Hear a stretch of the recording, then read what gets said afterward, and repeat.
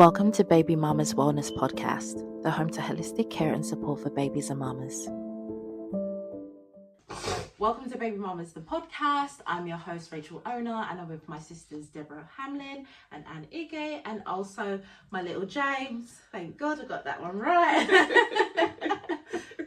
So today we're just going to be talking about their experience being mothers. So I've asked them a couple of questions. I didn't give them a preface as to what the questions are. So I just want to see their emotions and what they went through.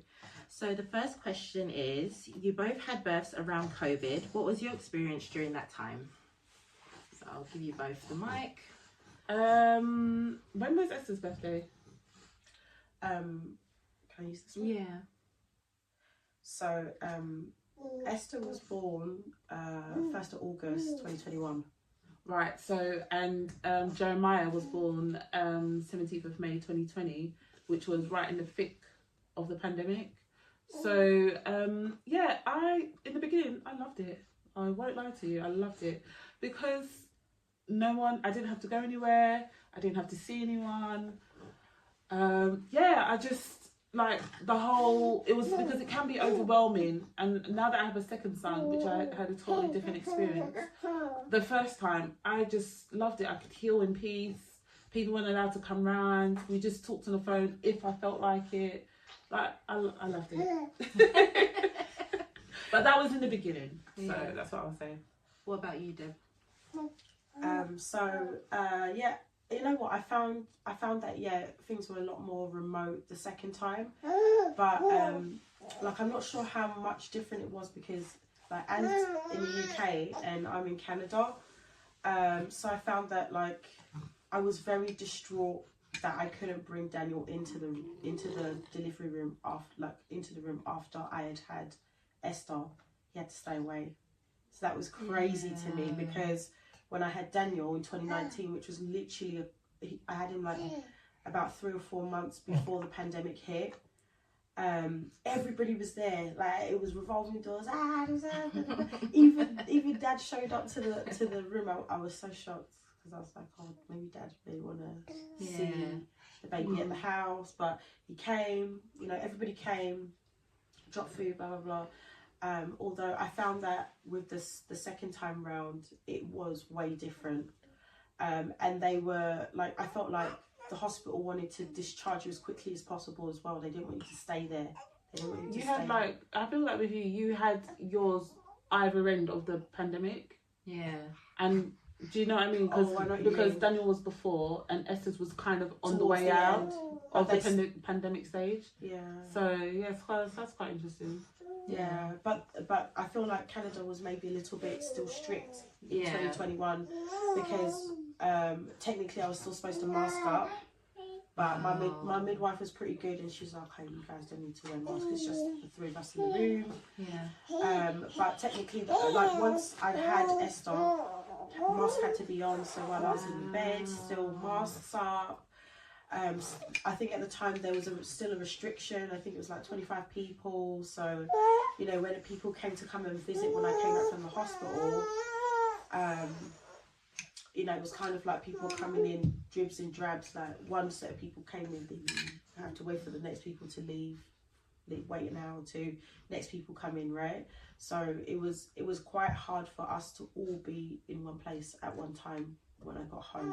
Yeah, that's true. It was very different. Like we weren't really around for Anne's births, but I think for Debbie's births, I noticed it was quite different the first time compared to the second time around. Same hospital. Different hospitals as well.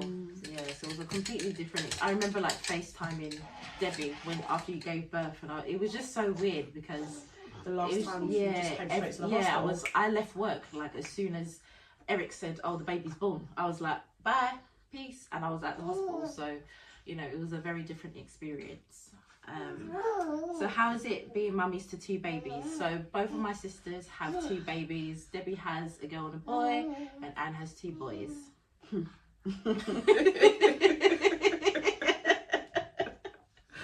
I won't lie. For me, it's easy for me.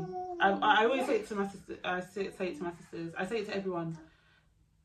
Looking after them is not my issue. it's having the help and support with the two babies. My two boys, I think my eldest son, he's at a good age where he's able to understand, and he's actually able to help me assist on little things. It may be just putting something in the bin or putting something on the table, but at the moment he's at that age where he loves to help me out. So, and he's I'm grateful because he had a very, very good relationship with James from the day he was born. He was very, very receptive to him, and he dotes on him very much. So for me, it's just made it a lot easier having to manage the two of them. And I've kind of got my oldest son into like a little bit of a routine or a schedule, so he knows when he gets home, he's got to get ready for pajamas. He knows he's got to have his last dinners, his last rites before he has to go upstairs to bed. He knows. So for him, so looking after them for me and being a mum of two boys, I mean, at the moment I'm finding it easy, but that's the easiest part for me because I know what I'm doing with them. And I found that when my youngest son came along, it wasn't too much more added on to what I'm already doing on a day-to-day basis. I think what it is just that you need a bit more help. So like I said, it's not the kids is easy part for me. It's everything else around that. Yeah. Yeah. What about you, Deb?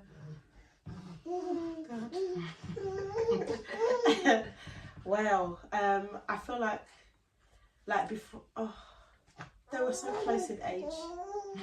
We just start that. So it's a bit of a They went together. So I feel like that's why it's like another gap. Yeah. Because I had a gap, Debbie didn't. So like Daniel's a good boy. Daniel's a very good boy. Yeah, and it's right because so Daniel and Jerry are about 5 months apart in age. So they're like their milestones are pretty similar. So yeah, Daniel's also at that age where he wants to help sweep the floor. He'll put his toys away. He lays his bed. You know, he'll even try and help wash plates as well. That's where he's at. Yeah. Whereas Esther, she's strong. She's a strong girl. You know. I think what I am missing that Anne had was that she already had a routine with Jerry. So, you know, Daniel was still quite young and I was going back to work, and yeah, we had some sort of routine, but when they become toddlers, that's the time we have to now fix up a new routine. But by that time I'm so exhausted because I'm pregnant again. And he's changing very rapidly in that time as well. So it was quite stressful for me. Although I was really happy to have Esther as well, I was just so stressed out. Like I feel like I've been crazy for a very long time. And I'm just about gathering my senses again. And I'm just about, you know, getting my own routine with the two of them, like getting comfortable with a routine. Something that I would say I have that Anne mentioned she doesn't have is that the hands, the helping hands. Yeah. You know, my mother-in-law's there, my own mum is there, even my brothers and sisters. If I really have to draw them, they're there. I even have mum friends that will even step in when I really, really am stretched to the last wire. So that's the thing. Anne had time, but I have the hands. So, you know, like they're Balancing act. Yeah, it's a balancing act. Like, you know, it's you're very fortunate if you get all of it. Yeah. You're very fortunate if you get all of it. And I definitely resonate with what Anne said when she said that she already knows what she's doing with them. So that's the other thing.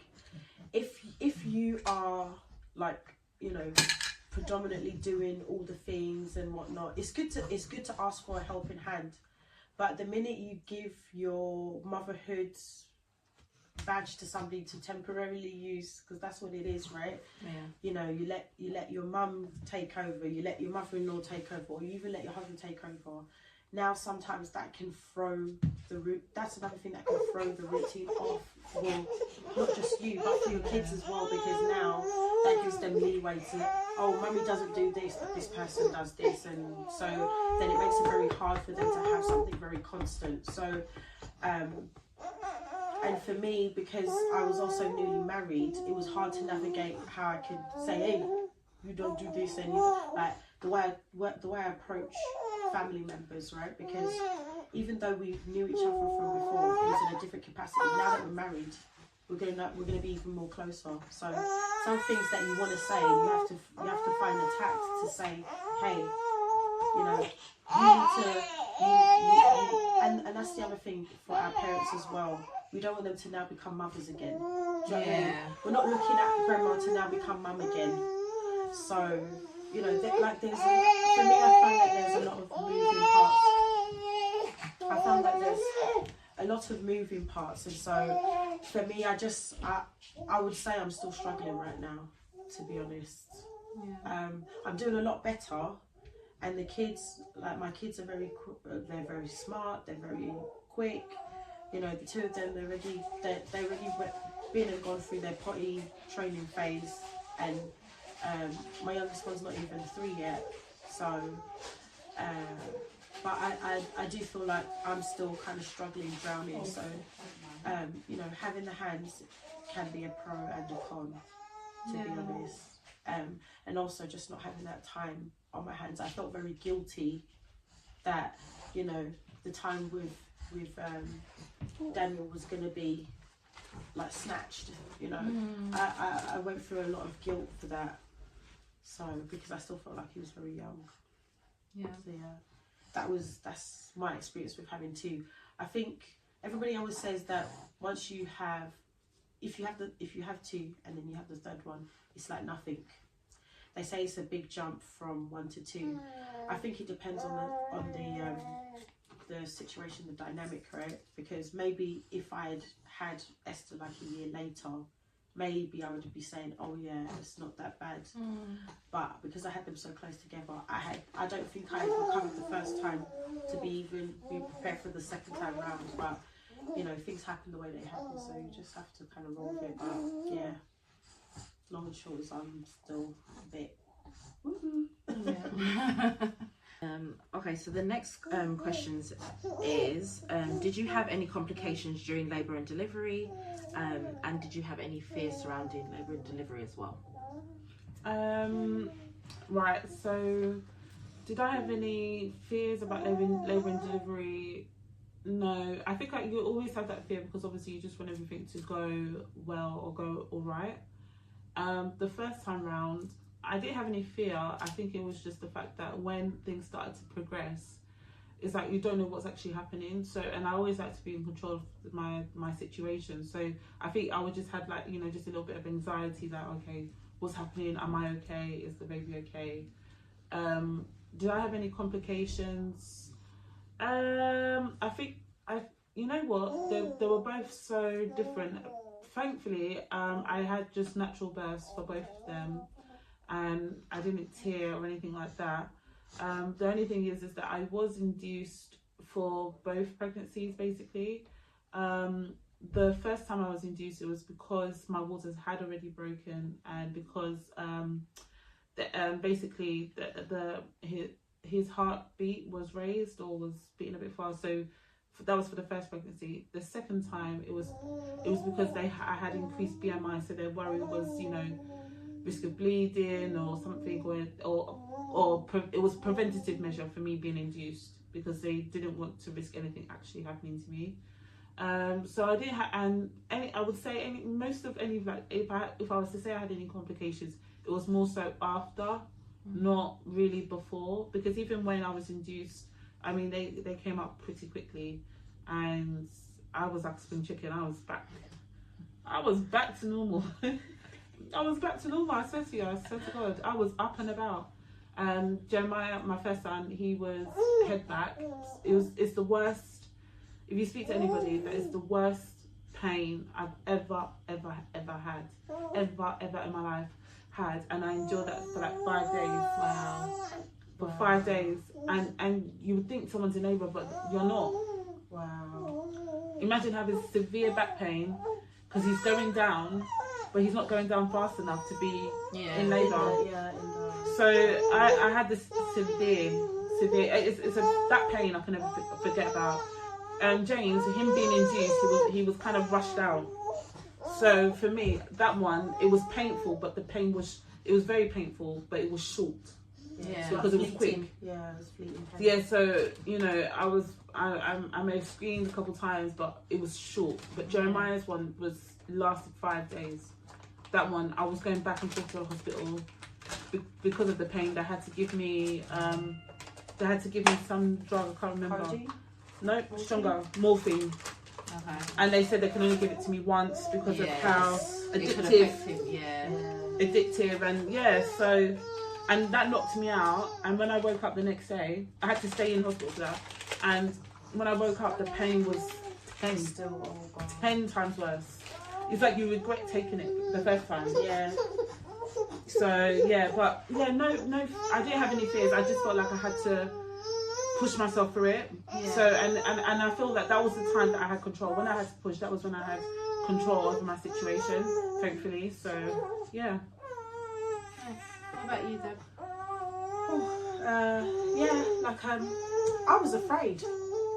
I'm not gonna lie, I was afraid. I was like, how does a human being come out of another human being? And that scared me. Every day I was running around the house screaming, so how's it gonna happen? How's it gonna happen? How's a human being gonna come out of another human being? What have I done? What have I done? What have I done? It's too late. Too late. I was scared, and I think it's like the first time I was bloody scared. Would you say it was different having Esther because you've already endured the first time? Yeah, your fears are different because you've already gone through it, and I had relatively normal, healthy pregnancies, right? Mm-hmm. I was so healthy that I worked past my due dates. Yeah. Mm-hmm. So I went to work and people were like, "What are you doing here? Get off the bus, or we're gonna get them to send you home." And I was like, "No, I'm here to work, and you need money, I need money. Let's go." Wow. But so the first time I was afraid of how I was gonna get this child out of my body. Like, how does it work? And to be honest, even though I went through it, even afterwards, I still don't know. It's a mystery. It's a mystery how they come into this world. My second time around, my fears were different. It was like, how is this going to affect the first and the second? Like, how the two of them now being around each other? How's that going to affect things? How's it going to change the dynamics? Again, I didn't really have complications during my pregnancy. It was more afterwards, like postpartum. Yeah. I had to be rushed back into the hospital for very severe bleeding, and I was there for 36 hours. Yeah. Yeah. Alone. I think that's the worst. I remember me and Mum coming, and they wouldn't let me and Mum see you at all. Mum just started blazing through the hospital, and that's when they rushed me into the theatre after they left me there for 30 hours. It was crazy, and it was the same hospital that I delivered my son in. Yeah. So that was crazy. But like Anne said, once I had Esther, next day I was up. I was even shaking like that. I went for a walk. I went for a long walk by myself. I was up and just pumping it was almost like people were looking like, did she have a baby yesterday? I was just pumping and jumping. It just became so smooth. And again, the deliveries were very quick. Esther's labour was so short, we barely had time to call. Oh, sorry. Esther's delivery was so short, we barely had time to call everybody. We called the midwife. By the time we finished getting off the phone, we had to quickly call my husband's mum to come and take over, because the first time my mum was the one that we called to come and help us.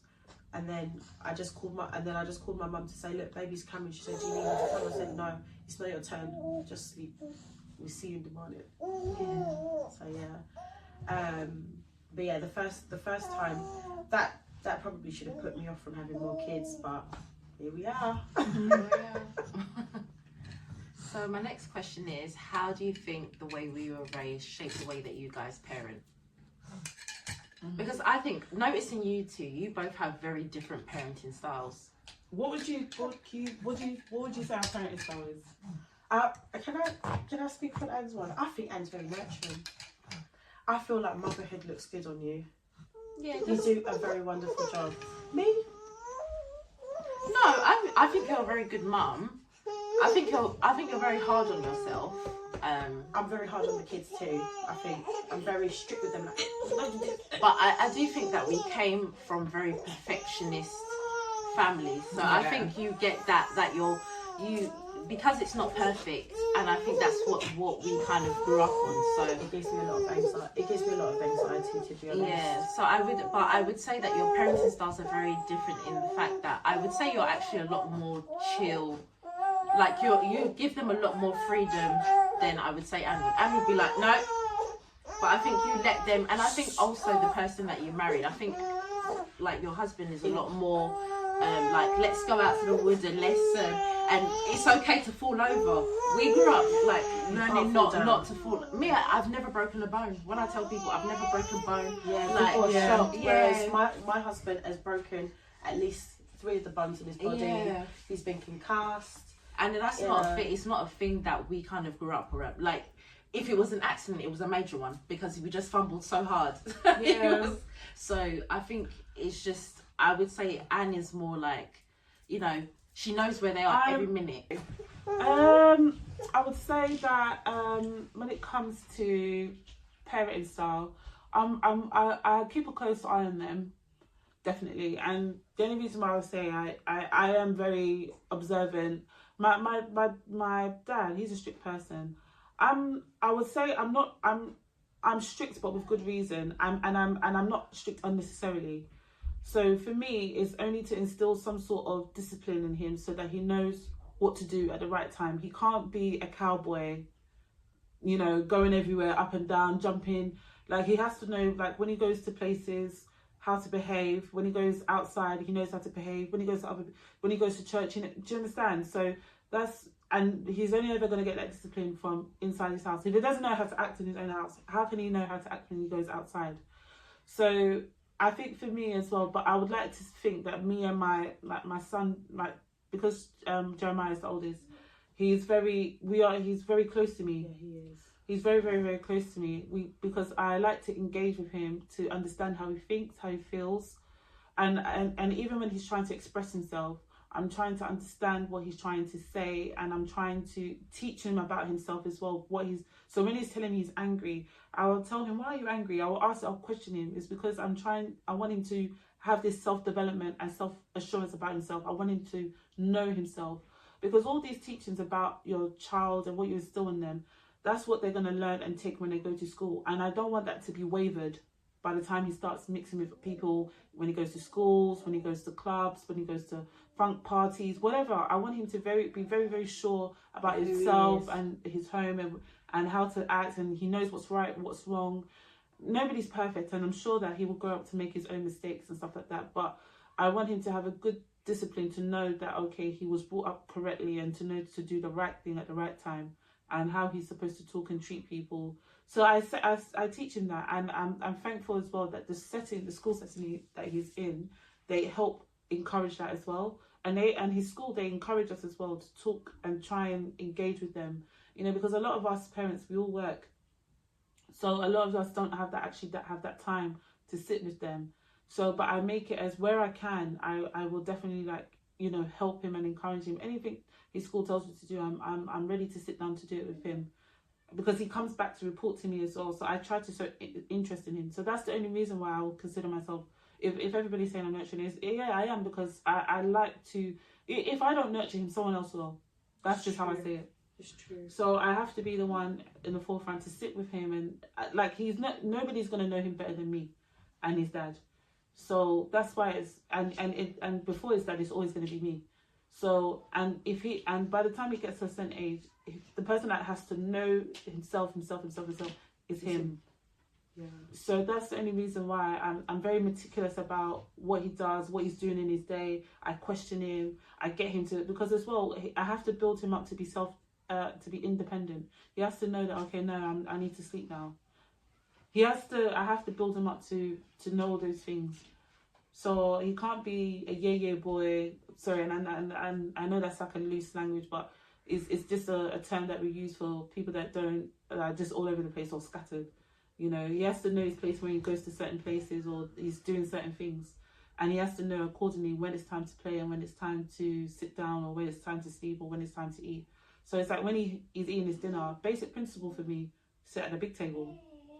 Before we would be lousy and he would sit at the couch, but that was when we had a smaller house that didn't have a table. But now that we have a table, I try and instill with him anything he needs to do where he has to concentrate, like eat his food properly or do his homework or anything. Go and sit at the big table. So it's little principles like that I try and instill in him. So yeah. Debbie? Yeah, I mean, I'm not sure what Racheal means by different parenting styles, but maybe because I'm always tired, you know. No. I mean, I've done a few career shifts and adjustments because of the kid in the last 2 years. 2 years? Yeah, in the last 2 years. And so for a period of time, I actually was at home with them full time, just day in, day out. And I think that's when I was able to be a lot more involved with them. And I knew them better.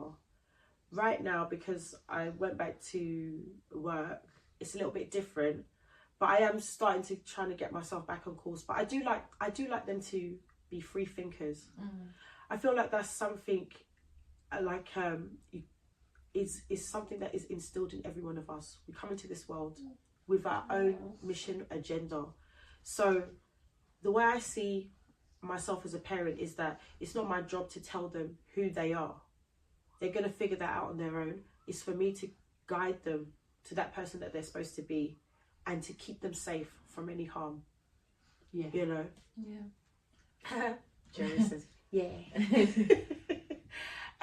So, you know, for that reason, I think I am a little bit more lax with them. I mean, obviously they have a bedtime. They have a time when they're supposed to sit down and eat dinner. So I try and keep it around the same time. I mean, because my husband shift works, he's not always there. So sometimes it's hard to get them around the table. So what I'll do is we'll make it like a movie night and dinner. So we sit down together. We always just have to do those certain particular things together. To me, you know, when I think I was talking to Anne and I was like, you actually had them pretty young. Like Daniel, you had him pretty. I mean, it's old in our culture, but when I think about it, I'm like, you were still quite young, you know. I was still in my baby girl phase. And I think, and to be honest, even though I feel like your parenting styles are different, and I think another reason why I think it's different is because, like you said, you have a lot more helping hands. So I feel like with Anne, she has to be like a lot more eagle-eyed. Yes. She has to be more eagle-eyed, more hands-on. Yeah, whereas I think, like you said before, I'm allowed to take a step back sometimes. There's so many of us that I think it's like a different, like Daniel, when I'm looking after Daniel, just me, he's different than when Harrison is around and we're both looking after him. So I think I do agree with you that maybe it's like a different view aspect that we see. But I mean, overall, when I look at Daniel, Esther, Jeremiah, James, they're all very well looked after and they're all very happy kids. Like sometimes I'm envious when I look at them because I'm like, do you know what, you guys are just living the life. You're just enjoying. You just wake up and you don't even have to think of chores and cooking. You just wake up like kings and queens. Every day Racheal goes to Daniel. When I grow up, I want to be like Daniel. Yeah, I do. Can I live your lifestyle, Daniel? But to be fair, like Racheal and the rest of my siblings, they were my first kids, to be honest. So like I had a light hand in being able to, you know, be involved in raising people to be who they're supposed to be. But it's very nice. It's nice to, like, for me as a sibling that doesn't have kids, it's nice to kind of see you guys cross that next phase of your life. Yeah. It's tough though. I know. It's really tough, and I think you're always. I mean, some people they may say that they're so sure. But me, I'm always unsure if I've done my very best. I feel in the moment when I'm doing stuff, I did it because I had my very best intentions, and I wanted to, I feel like I put my best effort in. But then you're always like, well, I'm always self-evaluating myself, and I was like, I could have done more. I could have done more. And so I always try and push to offer more for my kids, do more for my kids, put more forward for my kids. Do you know what I mean? So like I think I am a little bit of an anxious mum, even though I do have a lot of support. So yeah. Okay, I'm gonna end it there for now. I don't want to charge these. I don't think that. Thank you for tuning into Baby Mama's Wellness Podcast. I'm so excited for you to be a part of the Baby Mamas community. If you like this podcast, hit subscribe to hear more. You can also follow our Instagram page at Baby Mamas Doula, or visit our website at babymamasdoula.com.